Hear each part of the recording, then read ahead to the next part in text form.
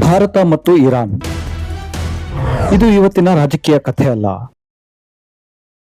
Bharat Iran ಸಂಬಂಧ ಹಾಗೆ ಸಂಘರ್ಷಕ್ಕೆ 3000 ವರ್ಷದ ಇತಿಹಾಸ ಇದೆ ಅಂತಾರೆ. ನಮ್ಮ ಹಿಸ್ಟರಿ ಪಠ್ಯದಲ್ಲಿ ಪರ್ಷಿಯನ್ ಸಾಮ್ರಾಜ್ಯದ ಬಗ್ಗೆ ಓದಿರ್ತೀವಿ.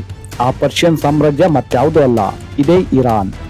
ಒಂದು ಕಾಲದ ಪರ್ಷಿಯನ್ ಸಾಮ್ರಾಜ್ಯ ಭಾರತದ ಗಡಿವರೆಗೂ ಬಂದಿತ್ತು. ಒಂದು ಕಾಲದಲ್ಲಿ ಭಾರತದ ಅರಮನೆಗಳಲ್ಲಿ ಪರ್ಷಿಯನ್ ಭಾಷೆ ಮಾತನಾಡಲಾಗುತ್ತಿತ್ತು. ಅಷ್ಟೇ ಏಕೆ, ತಾಜ್ ಮಹಲ್ ವಾಸ್ತುಶೈಲಿಗೆ ಪರ್ಷಿಯನ್ ಸ್ಪರ್ಶ ನೀಡಲಾಗಿದೆ. ಈಗ ನಿಮ್ಗೆ ಗೊತ್ತಾಗಬಹುದು ಭಾರತ ಮತ್ತು ಇರಾನ್ ಸಂಬಂಧ ಹೇಗೆ ಅಂತ. ಆದ್ರೆ ಇಂದು ಇಂಡಿಯಾ ಇರಾನ್ ಸ್ನೇಹದ ಮುಖವಾಡದ ಹಿಂದೆ ರಾಜಕೀಯ ಅಡಗಿದೆ. ಇಂದಿಗೂ ಭಾರತ ಇರಾನ್ ಜೊತೆ ಸ್ನೇಹ ಮಾಡ್ತಿದೆಯಾ ಅಥವಾ ಅಮೆರಿಕ ಒತ್ತಡಕ್ಕೆ ಡಿಫೆನ್ಸ್ ಮೂವ್ ಮಾಡ್ತಿದ್ಯಾ? ಇರಾನ್ ಒಂದು ಕಾಲದಲ್ಲಿ ಭಾರತದ ಪ್ರಮುಖ ತೈಲ ಪೂರೈಕೆದಾರ. US ಸ್ಯಾಂಕ್ಷನ್ ನಂತರ ಇದು ಕಡಿಮೆ ಆಯ್ತು.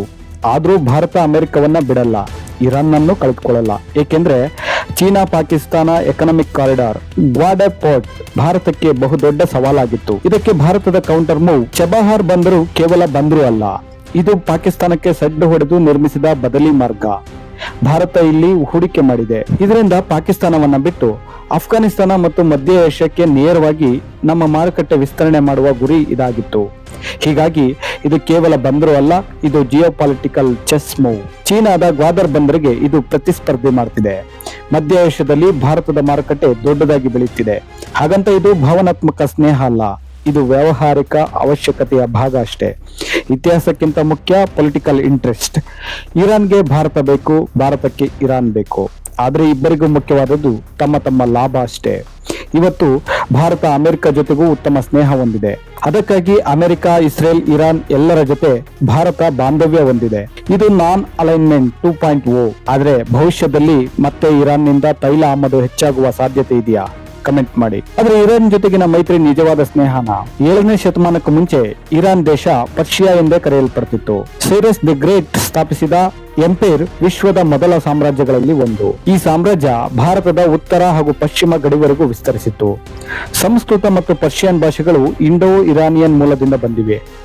ಅಂದ್ರೆ ಭಾರತ ಮತ್ತು ಇರಾನ್ ಶತ್ರುಗಳಿಗಿಂತ ಹೆಚ್ಚಾಗಿ ಸಾಂಸ್ಕೃತಿಕ ಸಹೋದರರಾಗಿದ್ರು. ಪರ್ಷಿಯನ್ ಪ್ರಭಾವ ಭಾರತದಲ್ಲಿ ಹೇಗಿತ್ತು ಅಂದ್ರೆ, ಮಧ್ಯಯುಗದಲ್ಲಿ ದೆಹಲಿ ಸುಲ್ತಾನರು ಮತ್ತು ಮೊಘಲ್ ಎಂಪೈರ್ ಈ ಎರಡೂ ಕಾಲದಲ್ಲಿ ಪರ್ಷಿಯನ್ ಭಾಷೆ ಆಡಳಿತ ಭಾಷೆಯಾಗಿತ್ತು. ಉರ್ದು ಭಾಷೆ ಕೂಡ ಪರ್ಷಿಯನ್ ಮತ್ತು ಭಾರತೀಯ ಭಾಷೆಗಳ ಮಿಶ್ರಣ. ತಾಜ್ ಮಹಲ್ ವಾಸ್ತುಶೈಲಿಗೆ ಪರ್ಷಿಯನ್ ಸ್ಪರ್ಶ ನೀಡಲಾಗಿದೆ. ಇದರಿಂದ ಗೊತ್ತಾಗುತ್ತೆ ಇತಿಹಾಸ ಯಾವಾಗಲೂ ನಿಂತ ನೀರಲ್ಲ. 1739ರಲ್ಲಿ ನಾದರ್ ಶಾ ದೆಹಲಿ ಮೇಲೆ ದಾಳಿ ನಡೆಸಿದ. ಇದು ಸ್ನೇಹದ ಕಥೆಯಲ್ಲ, ಇದು ಶಕ್ತಿಯ ರಾಜಕೀಯ. ಹಾಗಾಗಿ ಎರಡು ದೇಶಗಳ ನಡುವೆ ಹಲವು ಕ್ರಾಂತಿಕಾರಕ ಬದಲಾವಣೆಗಳು ಕೂಡ ಆಗಿವೆ. 20ನೇ ಶತಮಾನದಲ್ಲಿ ಇರಾನ್ ಪಾಶ್ಚಾತ್ಯ ಪರ ಶಾ ಆಡಳಿತದಲ್ಲಿತ್ತು. ಆದ್ರೆ 1979ರಲ್ಲಿ ಅಯತುಲ್ಲಾ ರೋಹಾ ಅಲ್ಲಾ ಖಮೇನಿ ಇಸ್ಲಾಮಿಕ್ ಕ್ರಾಂತಿ ನಡೆಸಿದ್ರು. ಇರಾನ್ ಇಸ್ಲಾಮಿಕ್ ಗಣರಾಜ್ಯವಾಯಿತು. ಅಮೆರಿಕ ಇರಾನ್ ಶತ್ರುತ್ವ ಪ್ರಾರಂಭವಾಯಿತು. ಆದ್ರೆ ಈ ಬದಲಾವಣೆ ಭಾರತ ಇರಾನ್ ಸಂಬಂಧಕ್ಕೆ ಏನಾದ್ರೂ ಧಕ್ಕೆ ಉಂಟಾಯ್ತಾ? ಇಲ್ಲ. ಭಾರತ ಸ್ವಾಭಾವಿಕವಾಗಿ ತನ್ನ ಸಂಬಂಧ ಮುಂದುವರೆಸಿತ್ತು. ಅದೇ ಶಾಹಬರ್ ಬಂದರಿನ ಸ್ನೇಹದ ಸತ್ಯ. ಇಂದಿನ ಸಮತೋಲನ ರಾಜಕೀಯದಲ್ಲಿ ಅಮೆರಿಕ, ಇಸ್ರೇಲ್ ಜೊತೆ ಭಾರತ ಸ್ನೇಹ ಇಟ್ಟುಕೊಂಡಿದೆ. ಇನ್ನೊಂದ್ ಕಡೆ ಇರಾನ್ ಜೊತೆ ಸಹ ಸಂಬಂಧ ಕಾಪಾಡುತ್ತಿದೆ. ಇದು ಮಲ್ಟಿ ಅಲೈನ್ಮೆಂಟ್ ಡಿಪ್ಲೊಮಸಿ. ಯಾರನ್ನು ಕಳೆದುಕೊಳ್ಳದೆ ಎಲ್ಲರ ಜೊತೆ ಲಾಭ ಪಡೆಯುವ ನೀತಿ. ಅಂತಿಮವಾಗಿ ಭಾರತ ಇರಾನ್ ಸಂಬಂಧ 3000 ವರ್ಷದ ಸಾಂಸ್ಕೃತಿಕ ಬಂಧವಾಗಿದ್ರು ಇಂದಿನ ಕಾಲದಲ್ಲಿ ಇದು ಭಾವನೆಗಿಂತ ಭಿನ್ನ. ಇಲ್ಲಿ ರಾಷ್ಟ್ರೀಯ ಹಿತಾಸಕ್ತಿ ಮುಖ್ಯ. ಸ್ನೇಹ ಹೌದು, ಸ್ವಾರ್ಥ ಅದೂ ಇದೆ. ಅದು ಇಬ್ರಲ್ಲೂ ಇದೆ.